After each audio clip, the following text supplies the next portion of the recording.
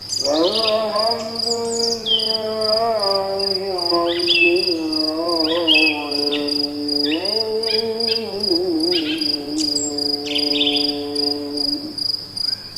ya. Timun ini kalau Anda potong, teman-teman, Anda potong timun ini ditaruh di atas langit-langit, lumayan bisa mengurangi bau mulut. Keren kan timun? Atau Anda mau bikin lauk pakai, saya suka timun, tapi timun yang saya buat biasanya saya buat jadi ada semacam lauknya lauk saya di kampung, tapi insya Allah sehat. Timunnya dipotong, belah tengahnya, curut gitu kan, lalu dikerok gitu. Lalu nanti kerokan timun tadi Anda campurkan sama cabai rawit. Kasih garam, ya, kasih terasi yang sehat sedikit. Lalu nanti timun tadi dimakan sebagai dimakan sebagai temannya ikan. Ikannya ikan gabus. Nah, ikan gabus itu salah satu ikan yang paling baik untuk kulitnya dan sisiknya itu bisa digunakan di blender. Nanti saya ajarin caranya. Resep pakai ikan gabus untuk tulang, terutama tulang-tulang yang sudah uzur, udah tua, yang kerotok-kerotok gitu. Kenapa banyak orang zaman sekarang banyak osteoporosis? Karena tubuhnya asam. Asam gara-gara apa? Kebanyakan gula, kebanyakan nasi, kebanyakan minyak, kebanyakan tepung, itu asam semua tuh.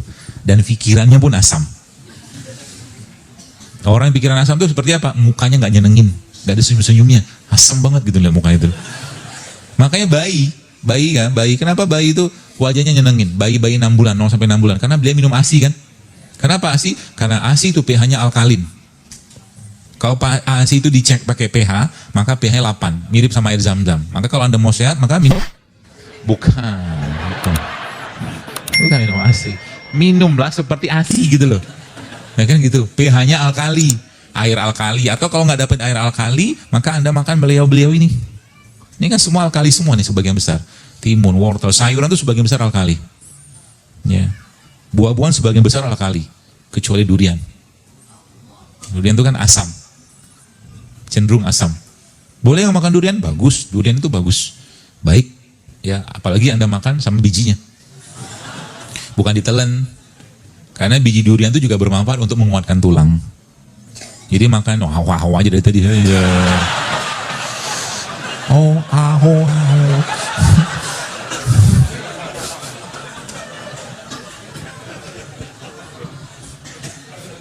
Iya, biji durian direbus, dikukus, kayak orang tua kita zaman dulu tuh loh, dimakan.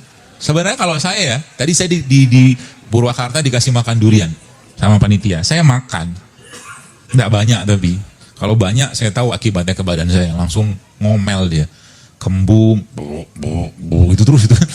Tadi saya makan tiga potong saya makan. Bukan 3 buah, 3 potong. Tidak apa, makan aja. Ya. Durian segede-gede gaban gitu, durian apa namanya itu tadi? Hah? Bawor. Durian itulah.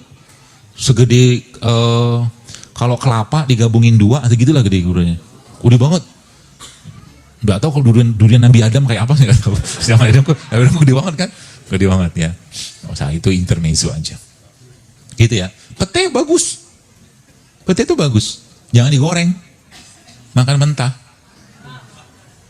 Kalau suka. Kalau nggak suka, saya nggak suka pare. Pahit itu nggak suka saya. Saya lebih cari yang manis-manis aja gitu. Ya. Tapi kalau memang butuh makan pare, misalkan ada yang kena diabetes, makan aja pare. Butuh kok. Ya, termasuk tadi saya bilang tadi ini kan, ini dipotong-potong, lupa tadi ini. Yang ini tadi ini potong-potong, udah enggak, misalkan sebagian ada kukus, ini kan dikukus nih, kukus. Ya, di steam. Timun nggak usah, brokoli dikukus. Kemudian okra ini juga bisa okra ini salah satu makanan yang bisa menekan rasa lapar juga nih. Bagus nih. Okra. Ini okra kan? Nggak tahu. Taunya apa? Okra. Yang dikukus mentah juga nggak apa-apa. Potong. Ya, lalu Anda campurkan sama sambal tadi itu loh. Asik? Dapat rasanya, ada dapat manis, ada dapat asin, ada dapat pahit, ada dapat kecut, asamnya kan, ada komplit semua. Itulah rasa yang terbaik bagi badan kita kalau sekali makan. Dapat semua rasa. Gitu loh. Jangan plain. Ya. Lalu minumnya apa? Minumnya kayak begini, bayangkan. Ini isinya apa nih? Wis. Ada kunyit, ada secang, ada pandan, ada apa lagi? Ada jahe, ada kayu manis. Ini kalau Bapak Ibu mulai rutinkan minum kayak beginian tiap hari, banyak terjadi perbaikan di sel-sel badan kita sebenarnya. Ya. Dan gampang kan, modal begini kira-kira bikin berapa kali? 5.000 cukup nih. Ya kan? Daripada beli minuman kemasan. Kenapa? Sekarang kalau kita mau sehatkan negeri ini, kembalikan negeri ini ke apa-apa yang Allah tumbuhkan di sini. Gitu. Ya, orang tua kita zaman dulu mereka makan tepung, mereka makan tepung tapi tepungnya non gluten, singkong. Ya kan? Singkongnya digoreng? Tidak, dikukus, direbus. Jadi nggak ada minyak kan? Mereka makan minum teh, tehnya tawar. Gitu kan? Betul kan? Lihat, kebiasaan mereka itu sudah jelas dan mereka terbukti tahan banting. Gitu kan? Nggak kayak manusia zaman sekarang, musim rambutan salah, duku salah, semua musim salah. Musim hujan nih, batuk pilek, mana ada ceritanya? Musim tetap ada terus gitu kan? Kita nggak bisa beradaptasi dengan musim kalau bahasa saya. Kenapa nggak bisa beradaptasi? Karena tadi bahan baku di reseptornya, di enzimnya nggak dapat semua. Jarang makan asam amino, jarang makan serat, jarang makan sayur, jarang makan buah, jarang minum air putih, jarang minum madu, jarang makan kurma, jarangnya banyak yang lain. Ini makan pagi siang malam, itu aja gitu, nggak ada perubahan. Ya, kayak begini kan simple kayak begini, diganti minuman di rumah. Ya, kalau Anda mau dikeringkan juga bisa. Ya, kayak begini. Dan itu amat sangat menyehatkan. Termasuk bagian susah. Karena banyak orang susah tidur sekarang kan. Ya, saya pernah share waktu itu ada salah satu resep yang saya share itu adalah menggunakan jahe dikasih pandan. Kalau mau sedampat sedikit lagi, tambahnya sedikit kunyit di situ. Jahe, kunyit sama pandan. Kalau bahasa saya jahe 1, kunyit 1,5, pandan secukupnya itu bahasa bagian. Jadi misalkan jahenya 10 gram, kunyitnya katakanlah setengah bagian berarti 5 gram, itu takaran. Jadi kalau misalkan jahenya misalkan segini, maka kunyitnya setengahnya. Itu kalau ada bahasa kayak begitu dipakai. Ya, biar nggak kita kan nggak punya timbangan di rumah gitu kan. Jadi pakai takaran feeling aja. Itu enak banget. Termasuk ini minuman kayak begini nih. Ya. Karena memang bahan baku kita itu di mereka-mereka ini. Orang Arab Saudi, ya orang yang tinggal di Saudi Arabia atau negara-negara Arab itu mereka nggak bisa tumbuh kayak begini dengan gampang kan.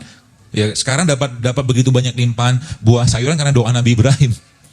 Sehingga buah di sana berlimpah segala macam buah ada. Ya, tapi nggak tumbuh begini di sana. Allah tumbuhkan di sana ini. Kurma di sana. Dan itu disebut dengan superfood. Asam amino ada, enzim ada, semua ada di sini. Ya, bukan asam amino, bukan enzim. Enzim itu sudah build up. Jadi vitamin, mineral, besi semua ada di sini. Maka kurma itu kalau kita bongkar emang kandungannya luar biasa. Dan salah satu makanan terbaiknya bagi pencernaan. Ya, jadi pagi-pagi itu coba biasakan makan kurma. Ambil sunnah nabinya, kalau Anda bisa dapatkan kurma ajwa 7 butir makan. Habis itu minum beginian, cukup kenyang, tenang aja. Gak usah banyak-banyak makan pagi, supaya nggak ngantuk. Ya, Anda baru sama makan kurma 7 butir, kayak tadi pagi saya makan 7 nih.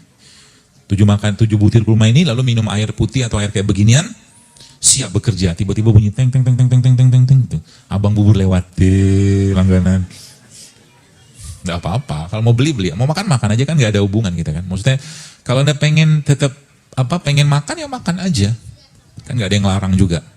Ya jangan gara-gara saya gitu saya disalahkan. Nanti nasib para penjual gorengan gimana, bubur ayam gimana, tenang. Kalau Anda sudah, jadi kalau masyarakat umat Islam ini katakanlah secara khusus ya, sudah mulai kembali kayak beginian, mereka akan jualan beginian loh.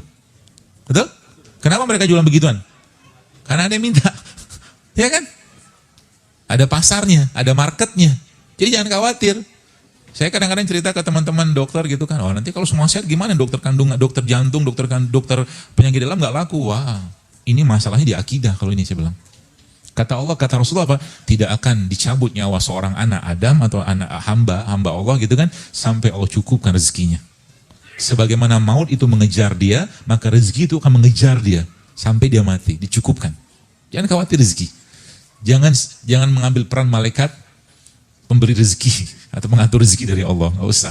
Dan jangan juga mengambil peran malaikat rakib atid, sibuk ngurusin orang, ya nggak ada gunanya. Baik, itu ya. Dan terakhir janji saya tadi untuk apa tuh namanya resep untuk menguatkan sendi, tulang dan otot. Mau? Jadi nanti Anda teman-teman bisa ambil satu ekor ikan ya, bukan ekornya ya, ikan.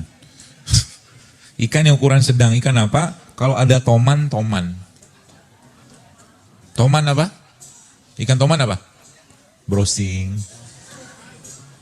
Ikan toman tuh dia kakak adik sama ikan gabus. Tapi bentuknya lebih serem. Gabus apa lagi? Nggak tahu juga gabus. Awas lo nggak tahu.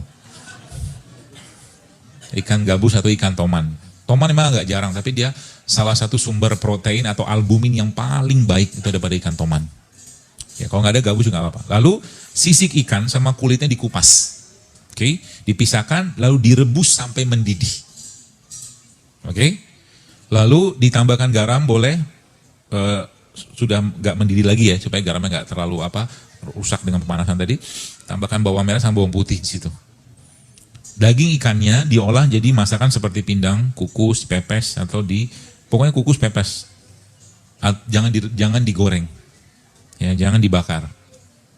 Air rebusan tadi 500 cc-nya ya, itu hanya bersama kulit ikan dan semua sisik-sisiknya tadi dimasak di blender bersama pepaya mengkel. Pepayanya ukuran kurang lebih tebal 2 cm, panjang 10 cm, kira-kira aja lah. Ya. Semuanya dimakan, jangan disaring. Fungsinya apa? Buat menguatkan, pokoknya dia baik sekali untuk tulang, otot, dan sendi. Ya. Itu, jadi ikannya jangan lupa dimakan. Ikan dimakan juga, dagingnya tadi kan, yang tadi kulit segala itu, apakah ini ada penelitiannya? Ada penelitiannya. Ya termasuk tadi yang hasil blenderannya tadi itu bisa teman-teman taruh, atau dagingnya tadi juga bisa ditaruh di luka-luka. Ya, kayak luka diabetes gitu bisa ditaruh ikan, karena dia albumin. Dia bisa meregenerasi sel, insya Allah. Itu. Dah? Alhamdulillah. Jadi itu nanti kalau dia ada luka-luka tertentu, insya Allah bisa terbantu banget, untuk mengering lukanya dengan makan itu nanti. Termasuk juga untuk tulang dan sendi, otot gitu lah. Insya Allah membantu. Baik, saya kira mungkin cukup. Mudah-mudahan bermanfaat dan semoga kajian seperti ini bisa diterapkan. Apa-apa yang teman-teman dapatkan supaya lebih sehat. Jadi kalau sudah tahu ilmunya, mungkin berbagilah ilmu tersebut supaya kita bisa sehatkan minimal keluarga kita dulu lah.